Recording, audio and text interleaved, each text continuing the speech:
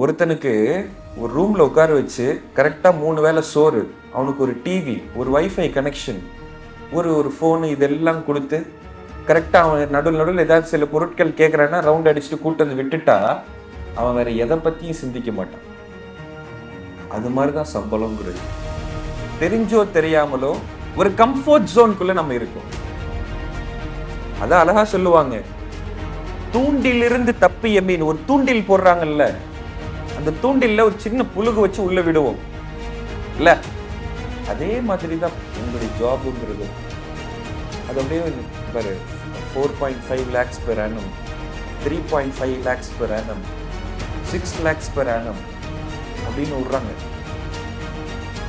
கப்புன்னு பிடிச்சுக்கிற. தூண்டிலிருந்து தப்பிய மீன் துண்டு போடுவதிலிருந்தும் தப்பிவிடும். தூண்டில்ல மாட்டுச்சுன்னா துண்டு போடுறதுல தப்ப முடியாது. முதலில் தூண்டில் புடிச்சிட்டு போய் அப்புறம் மசாலா பொரிக்கிறது, ஃப்ரை, அரை வேக்காடு, முழு வேக்காடு, குழம்புல போடு. அப்போ தூண்டிலிருந்து எப்படி தப்புவது? இல்ல தூண்டில் மாட்டுவது கௌரவம் என்று நினைக்கிறோமா? எனக்கு வேலை கிடைச்சிருச்சு, சந்தோஷம்தான். ஆனால் அது நீ நினைப்பது போல் உன் வாழ்க்கையை மட்டும் நடத்துவதற்கும் ஒரு போதுமான அளவில் தான் ஒரு சம்பாத்தியம் இருக்கும்.